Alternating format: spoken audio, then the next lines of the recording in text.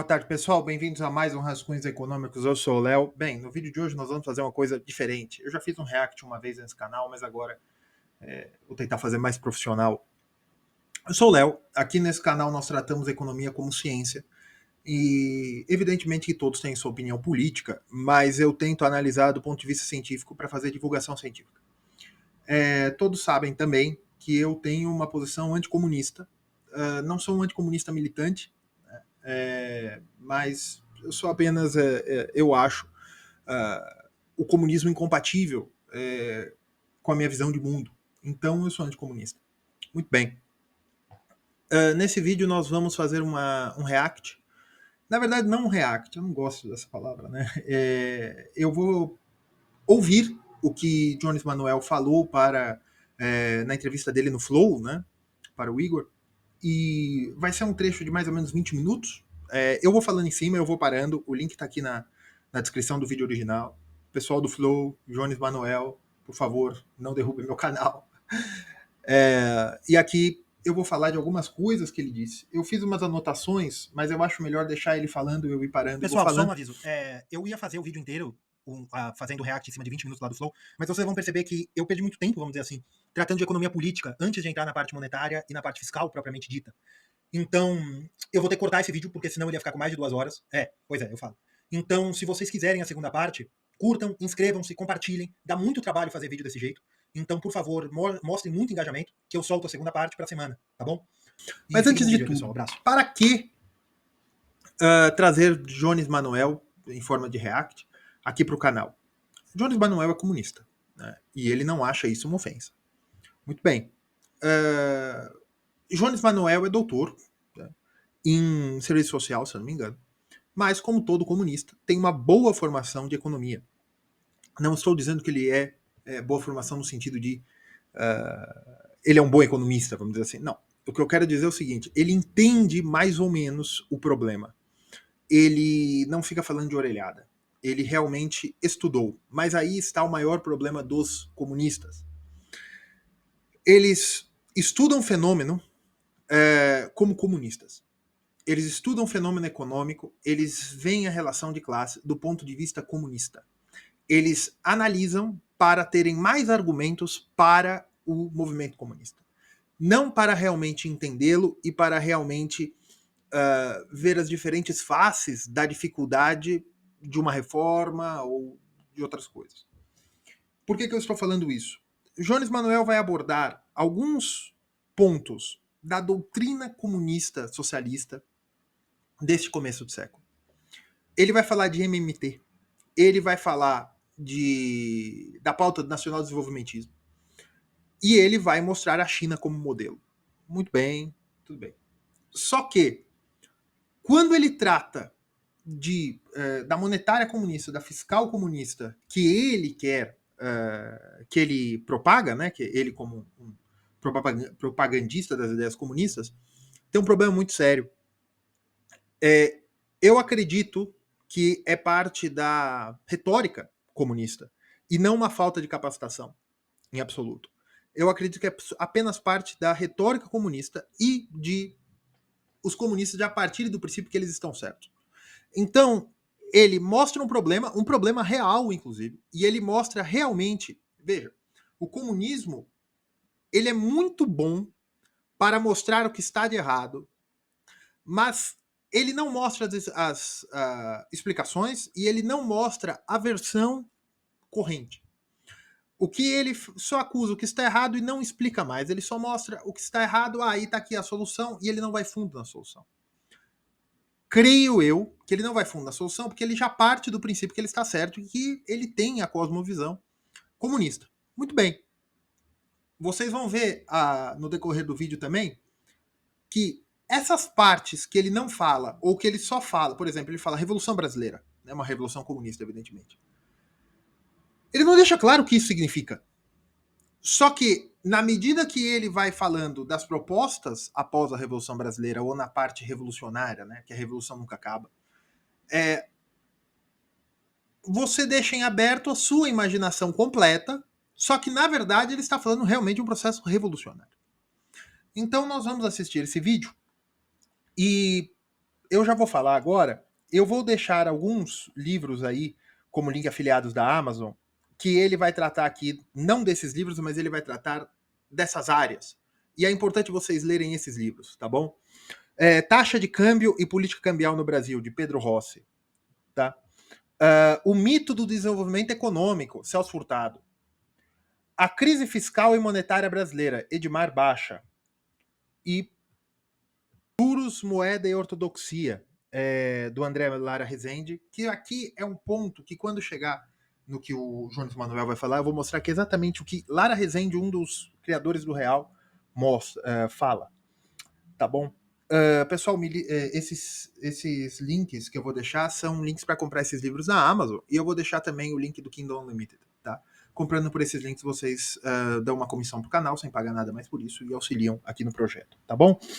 Vamos lá, pessoal.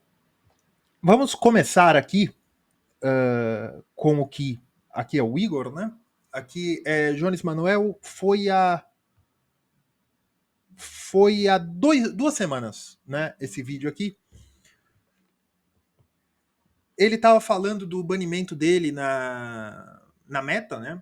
E ele deu essa entrevista. E aqui ele já engrena para o que eu gostaria de falar, que ele vai falar da Revolução Brasileira.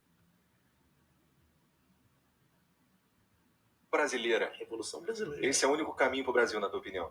O único para a gente resolver os problemas fundamentais, né? Eu costumo falar que o Brasil tem mais de 150 anos de capitalismo, né? A gente já teve governo de todo tipo e tal. Bem, Revolução Brasileira. O que ele diz? Ele diz que a Revolução Brasileira é a única para resolver problemas estruturais brasileiros, que ele fala que existem 150 anos de capitalismo no Brasil. Tá. Então, evidentemente, ele está tratando de uma revolução comunista. Né? Eu acho que ele não teria problema nenhum dizer isso. O problema é o seguinte, qual tipo de revolução comunista? Né? Uma revolução russa, uma revolução chinesa, uma revolução cubana, ou o que eles poderiam dizer de Allende no Chile, né, que foi através do voto. Então, esse é o tipo da revolução. E veja, a revolução para modificar as relações de produção e de consumo e de propriedade no Brasil. É muito importante para a gente entender depois os argumentos macroeconômicos dele. E o Brasil nunca erradicou o analfabetismo, nunca universalizou o saneamento básico, o fornecimento de água potável, a moradia digna, o emprego. Então, assim, nenhum dos problemas fundamentais que aflige a maioria do nosso povo brasileiro, do nosso povo trabalhador, foi resolvido. Né? Então, veja, o que ele quer dizer é o seguinte, que o capitalismo não tem capacidade de reforma para a resolução da pobreza, né? Aí da parte social também, né? IDH, porque aí ele fala analfabetismo, ele fala do esgoto também, ele não falou evidentemente, mas da condição de vida do trabalhador, né, das pessoas mais pobres. Então ele acredita que apenas a Revolução Brasileira tem a capacidade, né, apenas uma revolução comunista no Brasil teria a capacidade da modificação e da solução desses problemas. E aí, isso vai falar com o que ele vai falar mais na frente no vídeo, que ele vai dar a argumentação dele macroeconômica, esse tipo de coisa, que na verdade ele está apresentando alguns problemas que a própria ortodoxia econômica, ou os que ele vai chamar de neoliberalismo, apresenta. Então veja que o argumento de Jones Manuel está errado no princípio. O princípio da argumentação de Jones Manuel é o seguinte: nós precisamos de uma revolução brasileira para a resolução de problemas que o correr histórico de 150 anos de capitalismo no Brasil nunca resolveu. O que é uma revolução? A revolução é a imposição de um poder político. A Revolução Comunista é um poder político através da orientação de intelectuais, e o seu Jones Manuel, ele pode ter sido a classe trabalhadora, mas agora o seu Jones Manuel é a classe intelectual. Ele é a elite da classe intelectual brasileira. Por quê? Porque o seu Jones Manuel tem graduação, mestrado e doutorado. Então o seu Jones Manuel, e ele é muito prolixo, ele produz muito. Ele do ponto de vista da intelectualidade formal, o seu Jones Manuel, o doutor Jones Manuel, é um homem muito bem formado. Ele tem todo o prestígio acadêmico. Então, o seu Jones Manuel, ele não é da classe trabalhadora. Diferentemente de mim, por exemplo, Eu sou da classe trabalhadora, não brasileira, mas eu sou da classe trabalhadora. Apesar de eu aqui dar aulas no YouTube, apesar de eu ter a minha formação econômica, né, em ciências econômicas, eu não sou da classe intelectual. Por quê? Porque eu trabalho para um capitalista. Eu sou fator de produção. O seu Jones Manuel não. O seu Jones Manuel é um intelectual. Ele não é a classe trabalhadora. Isso é importante da gente mostrar. O seu Jones Manuel é um propagandista, um agitador, mas ele é um intelectual. Ele sendo um intelectual, é aquilo que a Revolução Comunista faz. Os intelectuais orientam a classe trabalhadora. A classe trabalhadora teria a capacidade de se organizar e se contrapor ao aparelho repressivo do Estado. Se contrapondo ao aparelho repressivo do Estado, polícia, exército, judiciário, poderia modificar as estruturas e combater os inimigos da revolução. Esse combate pode ser violento. Não estou falando a ideia do seu Jones Manuel que ele prega violência, de maneira alguma. Eu estou falando como é a doutrina comunista. O combate pode ser violento ou o combate pode ser através de instituições. Como se a classe trabalhadora, através da orientação dos intelectuais, produzir um programa de governo e ganhar eleições, através do voto popular e da legitimidade das urnas, ele pode ir modificando o aparelho repressivo do Estado para ressignificar as estruturas e colocar o aparelho estatal da República Federativa do Brasil para modificação do poder político, para que o poder político sirva os trabalhadores e não mais a classe burguesa, a classe exploradora. Então, Jones Manuel acredita que apenas desse processo de subversão, né, que é retirar a classe trabalhadora da base e colocá-la como a comandante do aparelho repressivo do Estado, seja substituindo o aparelho, ou seja, assumindo depois de eleições, o seu Jones Manuel, assim, ele e outros intelectuais, o partido, ou até mesmo ele pode ser que ele não tenha plano de participar do governo dessa classe intelectual, desse novo país comunista, mas pode ser, evidentemente, que ele vai contribuir ali no bojo do partido que vai ser o ente de razão que vai comandar esse processo revolucionário através de intelectuais que orientam a classe trabalhadora.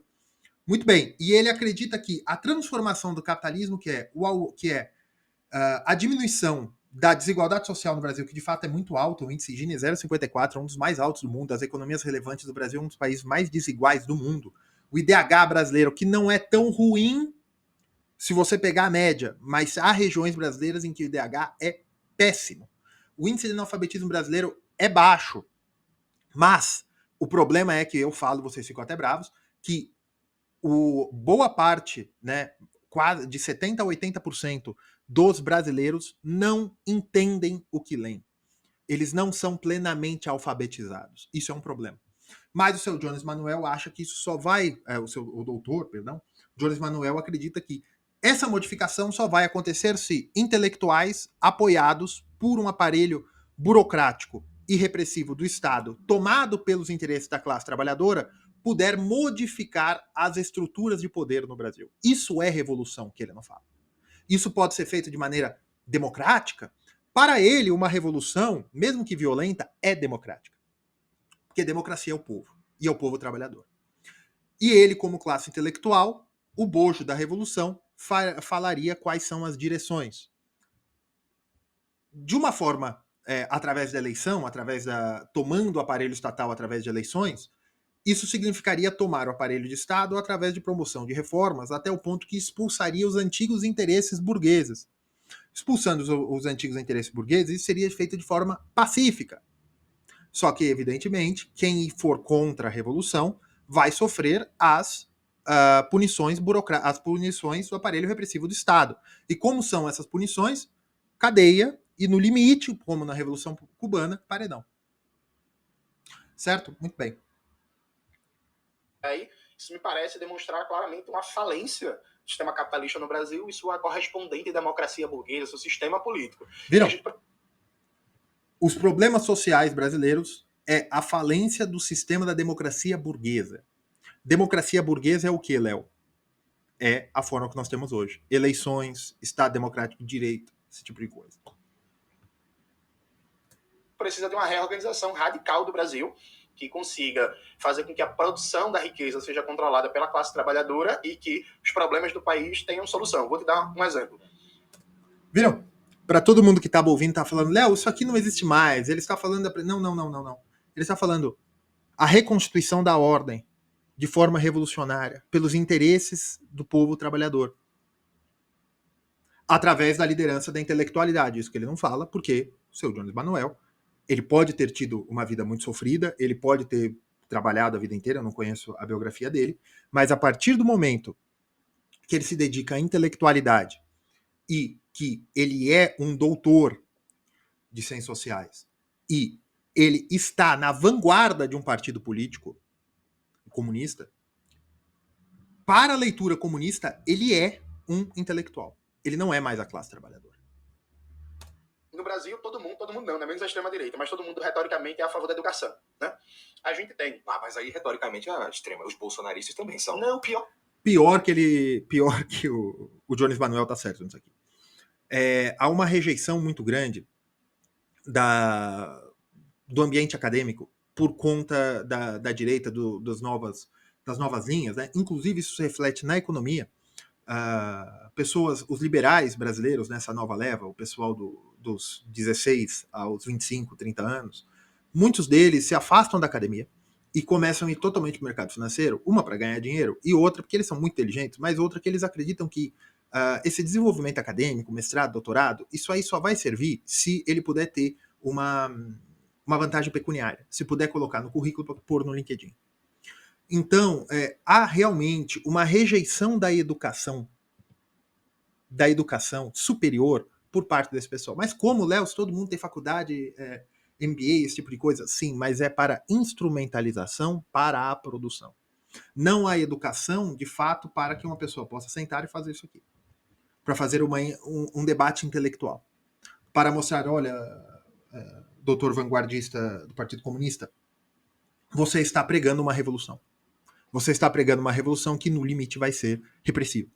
Você está pregando a destruição das instituições. Não estou falando que ele está pregando de forma criminosa, de maneira alguma. Estou falando que o discurso da Revolução Brasileira é a destruição das instituições da forma que elas são hoje as instituições do Estado Democrático Burguês. Da democracia burguesa. Então, realmente, Jones Manuel está certo. Há uma rejeição da educação formal, da educação acadêmica, por parte da direita brasileira. Que não. Retoricamente, eles acham que as escolas são um ninho de marxistas, abortistas e maconheiros, né? Eles vivem de perseguir professor. Então, o bolsonarismo, ele... Isso é verdade. O ambiente acadêmico realmente tem muito professor esquerdista. Mas eu nunca tive problema com nenhum. Né? Inclusive, um dos professores que foi mais meu amigo na faculdade, ele foi da luta armada, inclusive. Tirava sarro, tirava as opiniões. Eu acho que eu entendo que tem muita gente que fala, olha, comunista, não dê confiança para esse pessoal. Não convide para sua casa, mas tenha um bom relacionamento com as pessoas. Tá? Eu sei que tem gente que não concorda. Eu sei que tem filósofos que não concordavam. Mas calma. Inaugurou uma nova qualidade de direita, que retoricamente não é mais a favor da educação. A gente tem... Eu só vou aumentar um pouco a velocidade, porque senão esse vídeo vai ficar... Né? Ele vive de perseguir professor. Então, o bolsonarismo ele inaugurou os problemas da educação brasileira. A gente tem analfabetismo, a gente tem um índice altíssimo de analfabetismo funcional. Você pega dados do próprio INEP, né, que é 80%. Não totalmente analfabetismo funcional, mas não são totalmente, não são plenamente alfabetizados.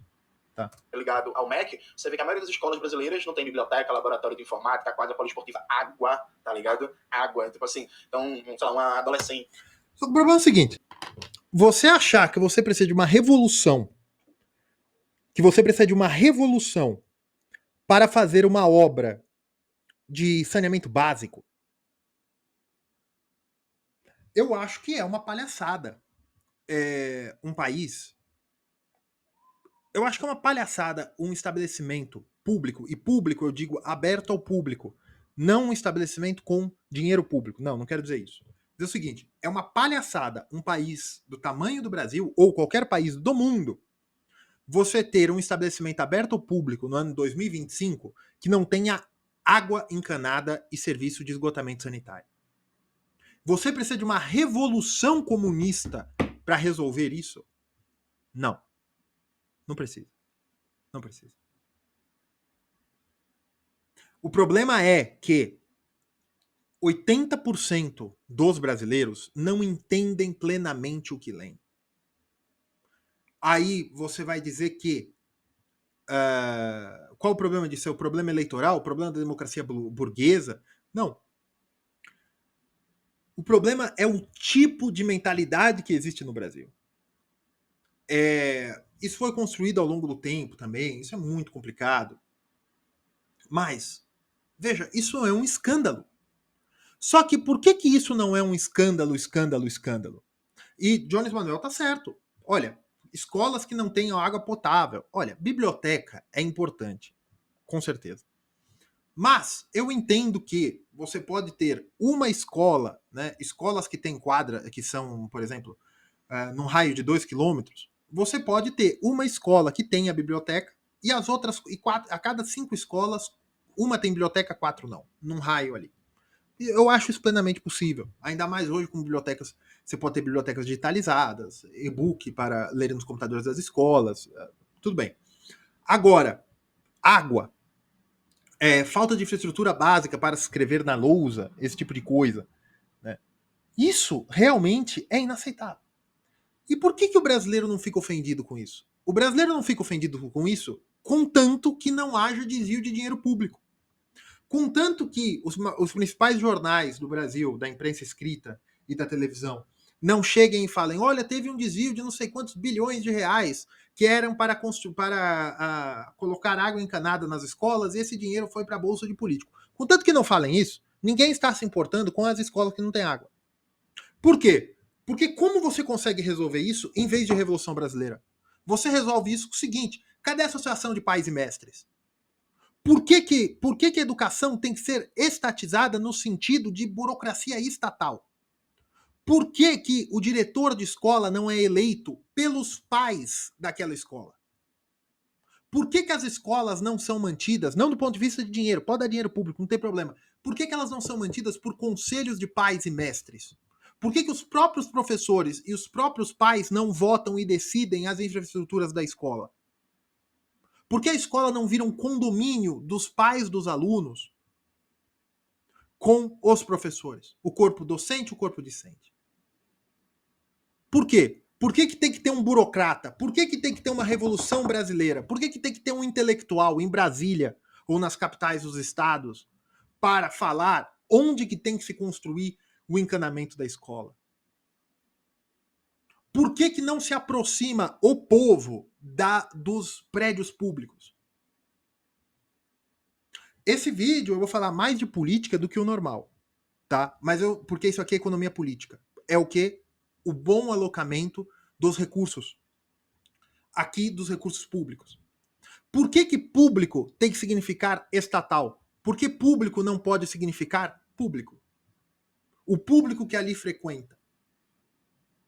Ah, Léo, mas veja, os comunistas também falam isso, porque todo o poder aos sovietes, né? Eles já abandonaram um pouco isso, tá?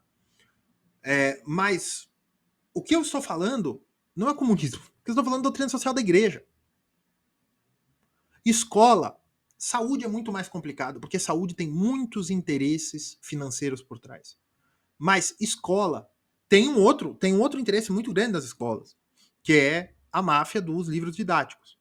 Que eu não sei se existe até hoje, mas até um bom tempo atrás existia. Que muitas editoras viviam apenas de imprimir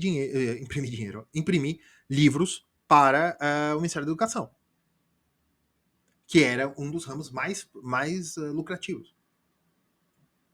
Então veja, é uma coisa muito importante de que o que ele está falando são problemas reais. O problema do analfabetismo, o problema do analfabetismo funcional, né, em diferentes níveis, o problema da falta de água. Aí ele citou até um problema de higiene íntima das mulheres, meninas, e, né, da rede de educação, né, que no ciclo menstrual não tem água, elas não podem ir para a escola, né? Aí, até juntando aquele problema da distribuição aquela polêmica da distribuição de preservativos, não, perdão, de itens de higiene menstrual, né? Agora esqueci o nome. Se teve até aquela polêmica se o Estado deveria oferecer ou não. Não, o Estado não tem que oferecer. O Estado não tem que oferecer. Isso aí é função das famílias, mas eu estou falando do ponto de vista pecuniário. Você quer continuar dando Bolsa Família? Dá, porque isso não é o problema imediato. O problema imediato é o seguinte: todas as atribuições de criação e de educação estão vindo para o Estado. Não pode. Quem tem que desenvolver... O currículo é uma discussão muito mais complicada. Mas quem tem que saber o bem-estar do prédio público da escola, o bem-estar da higiene dali daquelas pessoas, tratar ali, até de um ponto de vista disciplinar também, são pais e mestres. Que praticamente acabou. A gestão do corpo docente e do corpo discente das escolas. E você pode ir para as faculdades também. Engraçado que nas faculdades eles querem isso. Nas faculdades e nas universidades eles querem que o DCE mande nas universidades. Eles querem isso. E por que nas escolas os pais não podem ver qual é o problema e trazer os pais e formar uma comunidade realmente entre aquelas casas ao redor da escola e a escola? Resolvendo até problemas sociais de que a quadra, algumas escolas têm piscina, não todas, não deve ser nem 1% das escolas brasileiras, mas em São Paulo há algumas escolas que têm piscina. Estou falando de escolas públicas. Por que essas escolas não podem virar também ambientes sociais? Isso é comunismo? Não. Isso é doutrina social da igreja. Por que tudo tem que ser estatal? Por que tudo tem que ser medido, carimbado? Como diria o Raul Seixas. Por que é preciso uma subversão, uma revolução brasileira para isso? E veja, todos os pontos que ele vai tocar são problemas reais.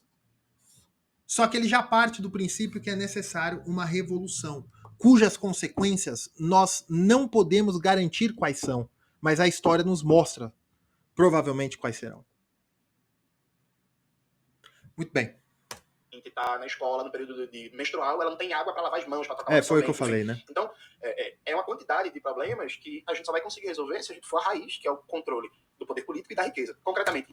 Vejam, ele acha que você só vai resolver esses problemas do ponto de vista sanitário, né? Tanto de água, esgoto, como também de higiene íntima, né? Porque é um monte de pessoas no mesmo lugar durante 4, 5, 6 horas, evidentemente você precisa de um nível de higiene, né? Você precisa da higiene íntima das pessoas, respeitando a individualidade delas, e você precisa também da higiene do ambiente, né? Aí entra coisa que ele não falou também, focos de dengue, né? Ficou um pouco fora do comum, mas antes sempre tinha, né, no final do ano, começo do ano, né? Final do ano, começo do ano é o ano inteiro. Mas eu digo de novembro a março, era muito comum, no estado de São Paulo, é época de chuva, né? Era muito comum falar da dengue. E grande foco eram escolas e terrenos da prefeitura, né? E que são regiões mais arborizadas, tal, e você de vez em quando tinha aquelas denúncias, tal. Veja, isso realmente pode existir, isso realmente pode acontecer. Você precisa de um burocrata do Ministério da Educação, da Secretaria da Educação, para ficar resolvendo o problema de higiene básica, que é jardinagem? Não. Associação de pais e mestres, gente. A diretora da escola, ou diretor, você está falando para retirá-los? Não. Eu estou falando que, em vez de você colocar mais poder na mão do Estado através do aparelho burocrático, que é o que ele está falando, pais e mestres. Por quê? Pais e mestres são o povo. Ou mães e mestras, como vocês quiserem. Porque estes são é o povo. Este é o povo. Por que você... Vamos lá. Em Alagoas, nesse momento, o governador Paulo Dantas, do PMDB, ele está perseguindo os professores de Alagoas, Eles estão há mais de 30 dias de greve, cobrando um reajuste salarial de 10%, que é para ser pago com o Fundeb. O governo não quer usar o Fundeb para pagar o salário dos professores, não quer melhorar o plano de cargos e carreiras, está perseguindo os sindicatos, está cortando, inclusive, o ponto de professores grevistas, e quando tu vai ver a situação da educação de Alagoas, é uma das piores do Brasil, com as escolas, inclusive, boa parte delas, especialmente nas zonas mais afastadas, em extrema precariedade. Ou seja, para a educação ser prioridade no Brasil, a gente precisa de uma nova forma de poder político que realmente... Bem, veja, eu não sei essa situação em Alagoas, mas há um problema distributivo, né? Os professores querem melhores salários, alguém tem que pagar os professores, e quem está fazendo é o Estado, certo? Muito bem. A precariedade das escolas, que eu já tratei muito aqui, da Associação dos Pais e Mestres. Muito bem. Os recursos vêm do governo federal, Fundeb, vocês ouviram. Muito bem. Como que nós poderíamos resolver isso? Há uma nova forma de poder político. Não. Desculpa, não. Por quê? Você só vai manter o problema para outras áreas, ou para a mesma área. Ou você acha que não havia insatisfação salarial na União Soviética? Ou você acha que não há insatisfação salarial dos professores em Cuba? O problema distributivo, que é que os trabalhadores querem receber mais e o patrão não quer ou não pode pagar tanto, isso existe sempre. Qual a diferença da União Soviética e de Cuba com o Brasil nesse ponto, ou com qualquer outro país nesse ponto? Na União Soviética e em Cuba, acontece o seguinte, você não podia fazer greves. Em Cuba você não pode. Ah, Léo, mas tem um movimento. Mas é para inglês ver, porque quem manda nos sindicatos é o Partido Comunista. Então veja, o que Jones Manuel, ao fim e ao cabo, está dizendo para resolver o problema distributivo do pagamento de salários para os profissionais de educação é um ponto de vista repressivo.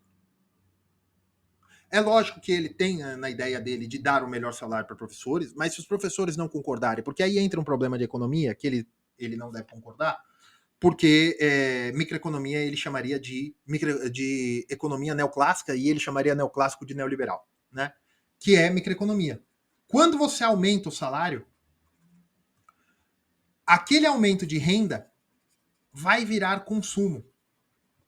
Então, depois de um tempo, eles vão demandar mais. E mais, e mais, e mais, e mais, e mais. Eu não estou falando para não aumentar o salário, não. Estou dizendo o seguinte, isso nunca acaba. Então vai chegar uma hora de novo em que o novo governante, né, nesse governo revolucionário, vai, sim, impedir um aumento salarial. Impedindo um aumento salarial, ou mesmo aumentando, mas com a inflação alta, não importa, esses professores vão estar insatisfeitos, mas eles não poderão reclamar. Por que eles não poderão reclamar? Porque provavelmente eles estarão sindicalizados dentro do Partido Comunista. Por quê? Porque eles são trabalhadores, e os trabalhadores têm que estar organizados. É esse o problema.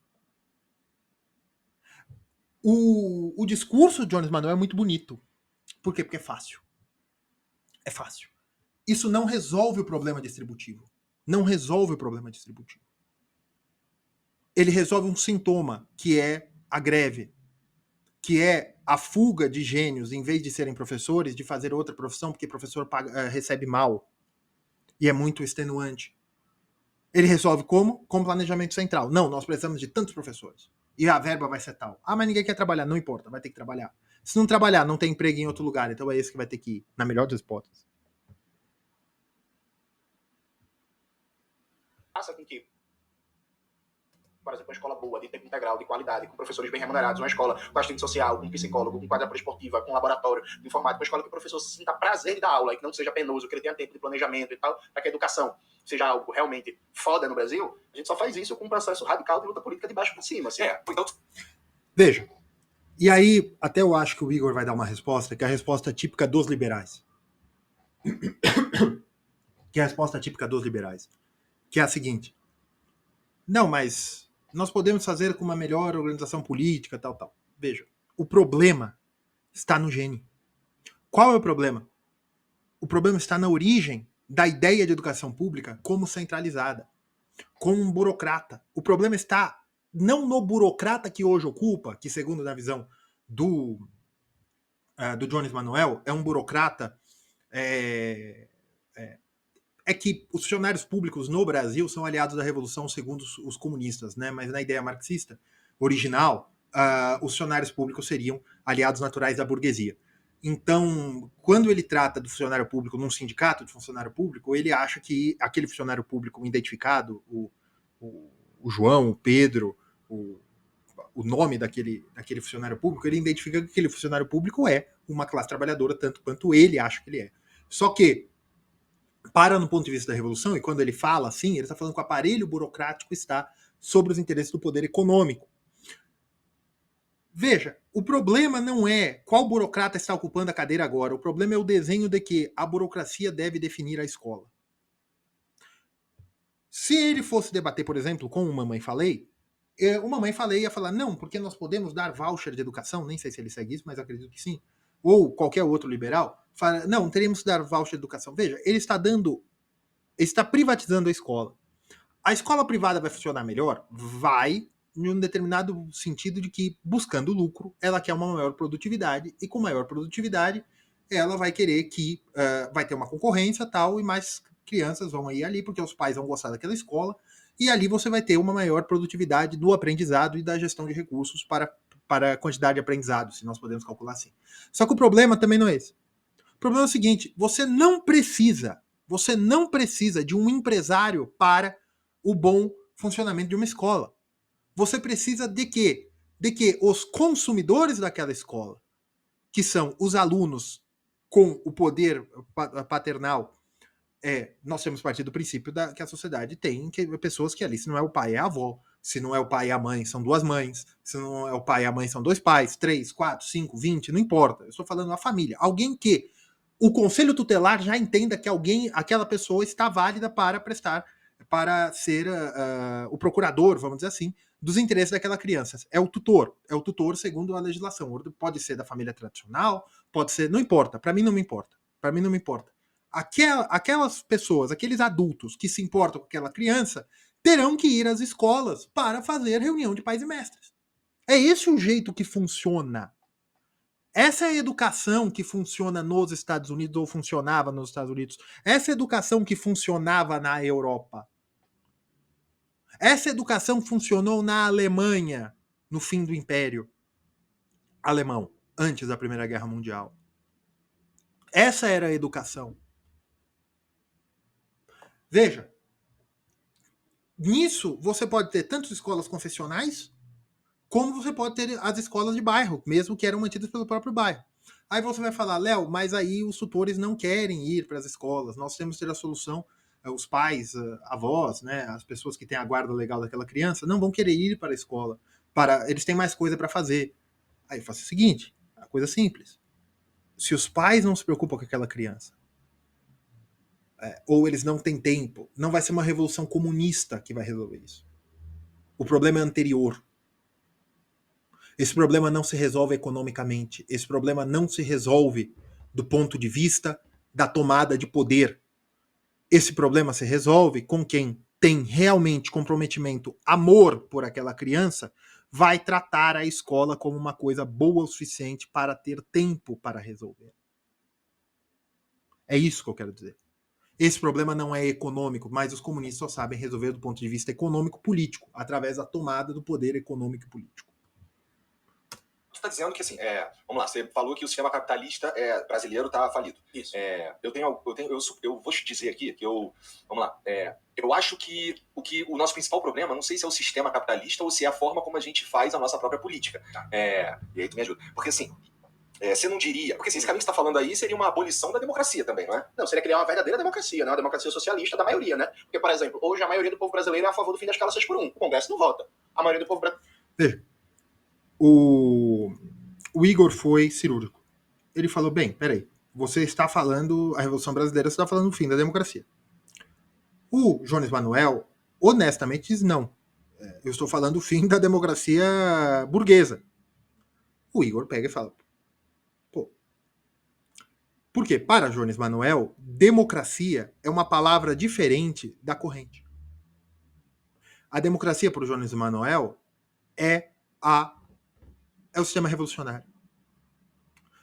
Democracia para o Igor é a democracia que nós conhecemos hoje no Brasil. É a democracia que tenta imitar a democracia americana ou europeia. Veja que são visões de mundo diferentes. Só que quando Jones Manuel não explica cada vírgula, a pessoa completa com imaginação. Então é por isso que eu bati tanto no que ele quer dizer com Revolução Brasileira, tá bom? A partir desse momento eu vou pular um pouquinho, porque eu quero chegar ainda na política fiscal. O brasileiro é a favor de reduzir tributação para a classe trabalhadora e aumentar a tributação para os bilionários. O Congresso não vota. A maioria da classe trabalhadora é a favor que é a responsabilidade do Estado promover emprego, desenvolvimento econômico e entregar serviços públicos. A prioridade do Congresso Nacional é fazer corte de gasto, é reduzir serviços públicos, é reduzir direitos sociais. Na verdade, isso aí também, né, porque nós esquecemos, por tudo que aconteceu depois da eleição de 2022, nós esquecemos que não é bem assim, né? A sociedade brasileira não existe uma maioria, né? A eleição foi perdida por 2 milhões de votos, um pouquinho mais, um pouquinho menos, né? Foi muito parelho. Então não tem isso de que a maioria da população brasileira quer isso, a maioria da população brasileira quer aquilo. Não, metade, metade. Ah, mas o bolsonarismo perdeu muito, o petismo ganhou muito. Pode ser. Mas veja, nós temos que olhar em eleições.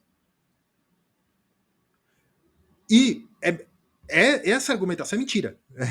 Isso, desculpa, isso não condiz com a verdade dos fatos, João Emanuel. Eu tenho uma lógica platônica aristotélica, eu acredito na verdade, né? Então, isso não é verdade. A maioria da população brasileira acredita no fim da escala 6 por... Não é verdade. Não é verdade. Não é verdade.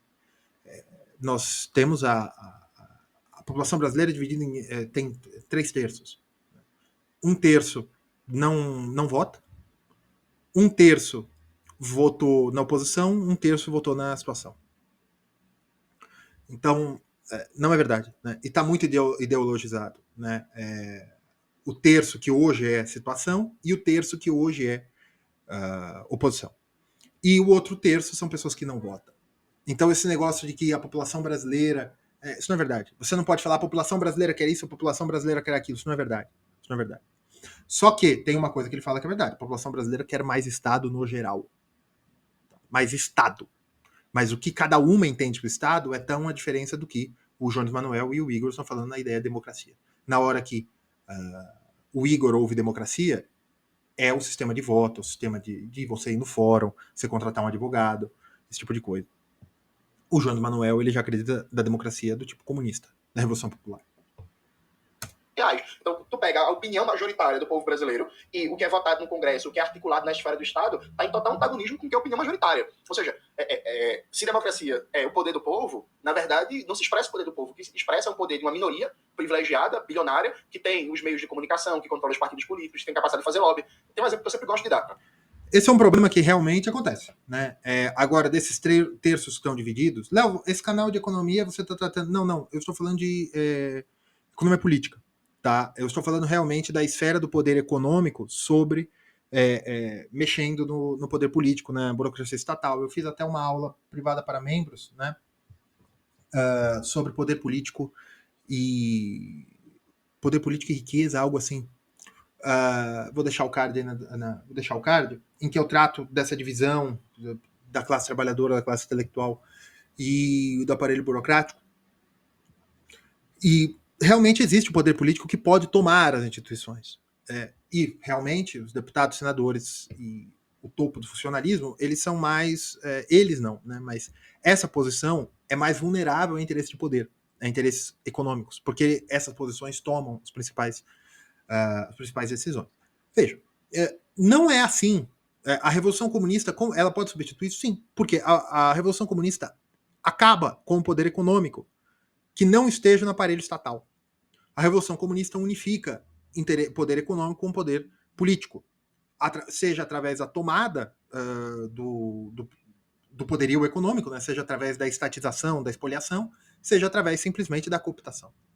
Tá? Então, essa resolução é uma resolução para inglês ver, porque a Revolução Comunista ela não acaba com o problema do poder político sobre o poder do poder econômico, financiando aparelho de imprensa, financiando até pesquisas em universidades, financiando também políticos, seja legalmente ou ilegalmente, não importa. Ela não acaba com esse problema. A Revolução Comunista não acaba com esse problema. A Revolução Comunista pega esse poder político e coloca este poder econômico como o topo do poder. Porque, seja através de cooptando esses empresários, esses bilionários, para a máquina comunista, ou, como normalmente, como Lenin fez, dar a corda para eles se enforcarem. E depois, no longo da história da União Soviética, você tira aquela produção, aquelas fábricas, aquele dinheiro ficava sob domínio do Estado, né, comunista, dos sovietes, e o Estado, os líderes do partido, a nomenclatura, era dona daquele poderio econômico, mesmo que elas não tivessem uma Ferrari para chamar deles, né, ou uma dacha, uma fazenda, não. Eles só tinham todos o usufruto do poder econômico. Na China, o Partido Comunista hoje, os casos de corrupção são severamente punidos. Só que o poder econômico está totalmente debaixo da autoridade do partido. Porque o aparelho repressivo tem total autoridade para conduzir o poder econômico. E vocês se deslumbram, né, que você ser bilionário, você ser um marajá, tal, esse tipo de coisa. Mas às vezes você apenas ter um cargo que paga muito bem e você consegue ter tudo o que você quer, mesmo que você não seja bilionário, já é poder econômico suficiente. Tá? Então veja, uma revolução comunista não consegue modificar o problema do poder político com o poder econômico. Por quê? Porque isso é um dado da realidade. A revolução comunista tenta, mas não destrói a realidade. Durante o governo Bolsonaro, o dono do BTG Pactual, o André Esteves, vazou um áudio dele conversando com o Paulo Guedes e dizendo qual era a taxa de juros que ele queria, né? Veja, tu consegue pegar o telefone, ligar pro ministro da Economia e dizer assim, eu quero a taxa de juros tal? Não. Mas se eu fizer isso, ele vai cagar pra mim. Exatamente. A maioria do povo trabalhador, a maioria dos trabalhadores brasileiros não consegue ligar pro ministro da Economia, pro presidente do Banco Central e dizer assim, eu quero que a política econômica seja assim, quero que a taxa de juros seja assim, eu quero que a política agrícola do Brasil seja assim. Então a maioria do povo brasileiro, na verdade, não define os rumos políticos do Brasil. É uma minoria rica, poderosa, que define os rumos políticos do país. Então que a gente quer criar uma verdadeira democracia, que é o poder popular, a democracia socialista. Mas veja, a democracia socialista não resolve esse problema. Porque não será o dono de um banco que vai ligar para o presidente do partido, não estou falando do Partido Comunista atual, mas do Partido Comunista Revolucionário que tomar o Brasil, que vai ligar para a Assembleia Geral, esse tipo de coisa, para resolver um problema. Não. Eles estarão lá. Esse pessoal que vai ser a nova, como diriam os bitcoins, a nova nobreza. Esse pessoal que vai mandar. E aí você acha que um trabalhador do interior, da cidade de São Paulo, ou do interior de Pernambuco, ou de Recife, ou de Salvador, ou de qualquer lugar do Brasil, vai ter ingerência, vai ter gerência sobre o comissário do partido? Não vai. A Revolução Comunista não resolve o problema da opressão do poder econômico sobre os indivíduos. Porque, mais uma vez, é um dado da realidade. Então esse discurso é muito bonito, mas é inócuo. Léo, por que você trata tanto disso? Porque realmente existem problemas sociais no Brasil. Só que ele começa dizendo que 150 anos de capitalismo não resolveram. Mas veja, o que você está falando não vai resolver também.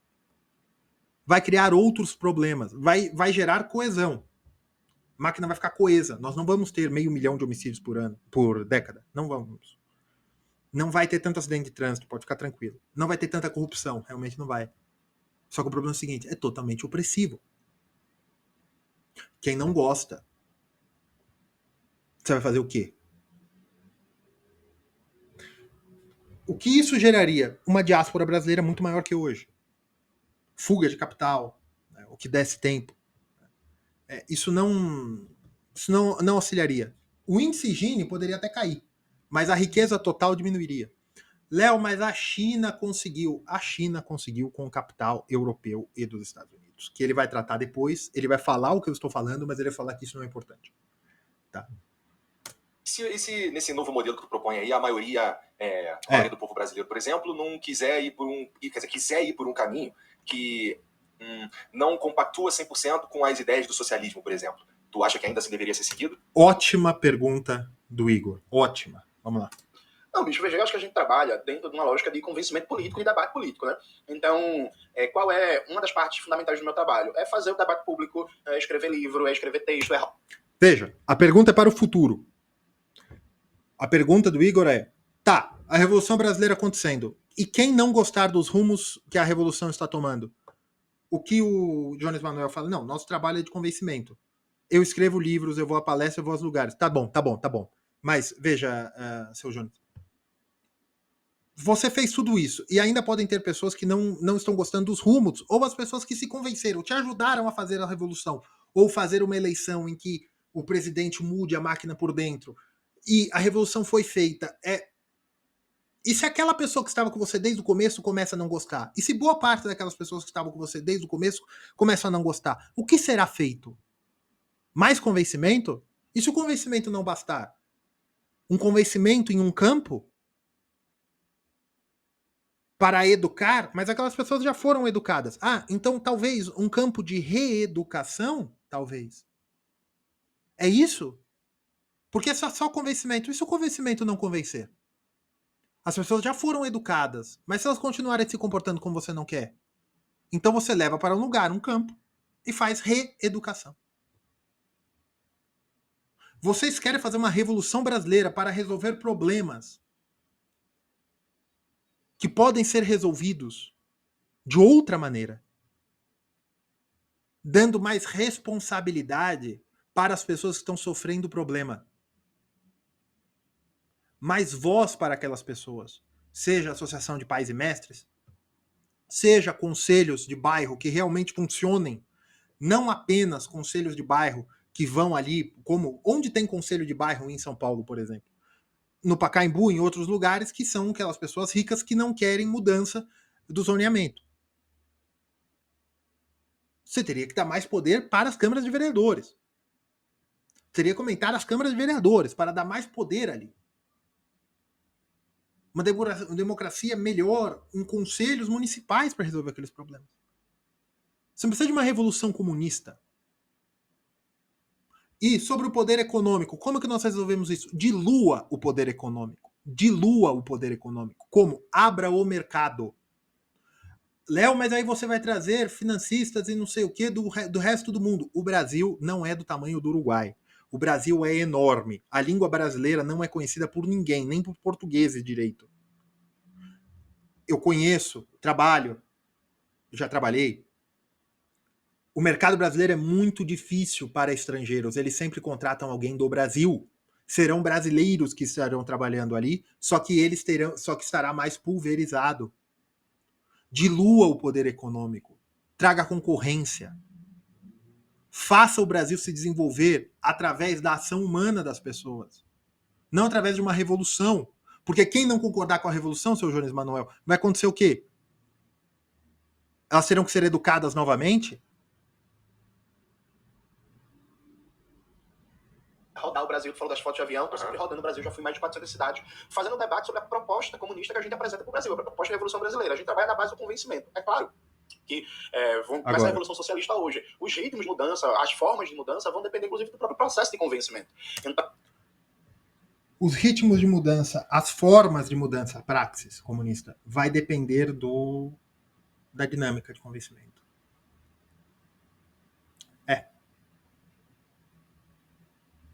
Se o convencimento não for o suficiente. E veja, isso pode passar batido. Isso pode passar batido.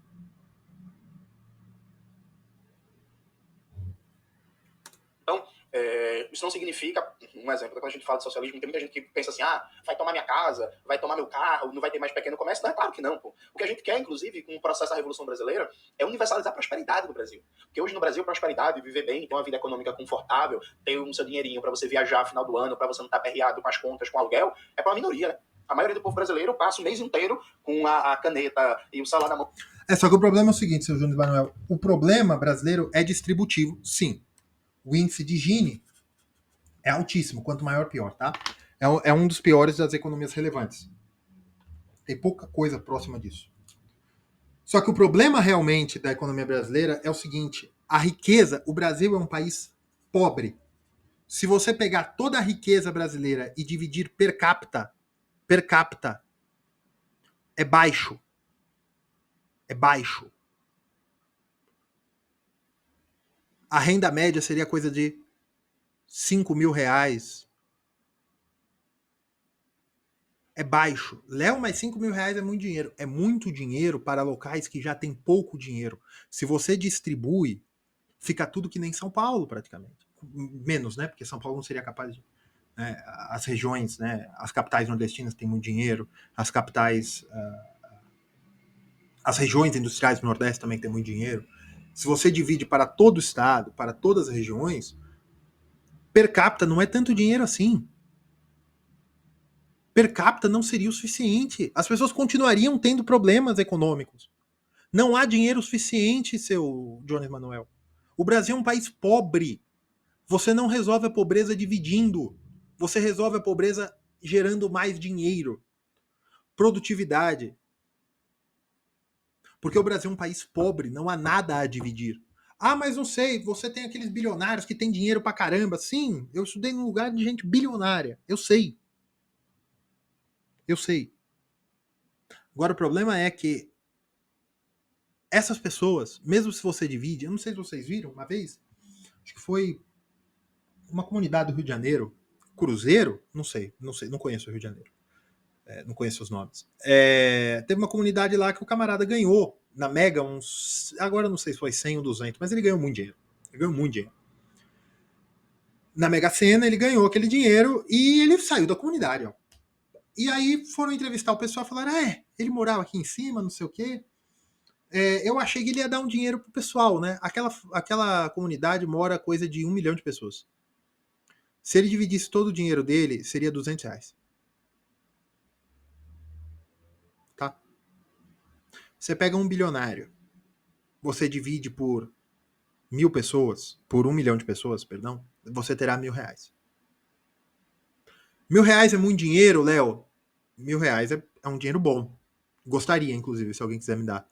Só que R$1.000 não resolve a vida de ninguém. Porque é fluxo entre a 1.000 hoje e amanhã. E esse 1 bilhão eram fábricas, eram ações, eram empresas, ou às vezes é só um rentista mesmo, mas esse dinheiro, ó, já foi. E aí? Você tem que produzir. E como será a produção? Agora vamos continuar. Eu vou tentar deixar ele falar um pouco mais longo e depois eu entro. Vamos fazendo conta para conseguir fechar o mês. E a gente tem que escolher. Não paga essa conta agora, vou jogar no cartão, pagar um juros de 150% para pagar mês que vem, porque eu não tenho renda. Então, eu acho que, inclusive... Eu falei que eu não ia interromper, mas é um react, né? Eu até tenho que interromper, porque senão eu tô copiando só copiando o vídeo, mas, veja, sim, o Brasil é um país pobre, seu Jones Manuel. O brasileiro é pobre, tem pouca renda disponível. O Estado toma 40% da renda brasileira.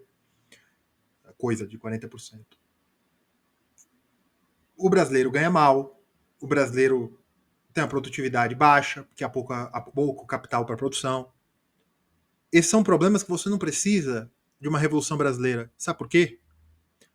A Argentina, mesmo com todos os problemas, ela tem mais produtividade. O Paraguai também tem um índice de Gini menor que o brasileiro, ou seja, o Paraguai tem menos concentração de renda. O Paraguai tem um PIB per capita menor que o brasileiro. O Paraguai tem índices sociais melhores que o brasileiro em muitas áreas que você estava criticando. As repúblicas, as ex-repúblicas soviéticas, Armênia, Geórgia, não posso colocar o Azerbaijão, porque o Azerbaijão é um país de petróleo, né? É uma ditadura petrolífera. Mas Armênia, Azerbaijão, Romênia, a Romênia está na União Europeia, se eu não me engano, mas ela está entrando agora no euro, tal, então dá para nós analisarmos. São países que não precisaram, eles fugiram de uma revolução comunista. Fugiram de uma revolução comunista. Então veja,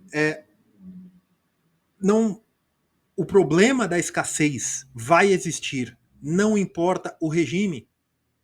O problema da escassez é resolvido relativamente, você diminuindo a escassez relativa de alguns itens. Você tendo mais capital. E outra, mesmo países com maior renda por microeconomia, quanto maior a renda, maior o consumo, até um determinado limite, evidentemente. Mas quanto maior a renda, maior o consumo. Dinheiro não resolve todos os problemas, ele cria novos problemas. E novas contas para pagar. Então, isso é o superpoder do dinheiro. Por que o discurso de Jones Manuel é tão bem recebido no Brasil? Porque o brasileiro é pobre e, em absoluto, quase todos os brasileiros são pobres. Uma pequena minoria é um pleonasmo, mas a minoria é bem pequena mesmo, que sejam, olha, se você ganha mais de 10 mil reais por mês, você está entre os 10% mais ricos. 10 mil reais por mês é dinheiro? É dinheiro. É dinheiro, mas para você estar num lugar que você produza 10 mil reais por mês, você vai gastar esses 10 mil reais por mês para morar. Por exemplo, São Paulo, Rio de Janeiro, as capitais nordestinas, o sul do país. Então veja, é caro você viver num lugar que você consiga essa renda, porque o Brasil é um país caro. O Brasil é um país pobre e caro. Vamos lá. Pessoal, ficou muito grande o vídeo, e eu ainda nem entrei na monetária que ele está falando, da MMT, da criação do dinheiro, nem terminei, nem cheguei perto. Eu decidi responder o problema de economia política primeiro que ele está tratando, que é para a resolução dos problemas reais da economia, ele vai precisar de uma revolução comunista, o que não é verdade, o que eu tentei mostrar nessa parte do React. Eu já gravei um resto chegando em monetária, mas ficou muito grande, o vídeo vai ficar com 2 horas. Então, pessoal, curtam, compartilhem. Eu vou avisar no começo, mas estou avisando agora. Então, caso vocês queiram uma parte 2, eu faço a parte 2. Tá? Eu solto a parte 2 que eu já tenho. Espero que esse vídeo não me dê nenhum problema, certo? Abraço, pessoal.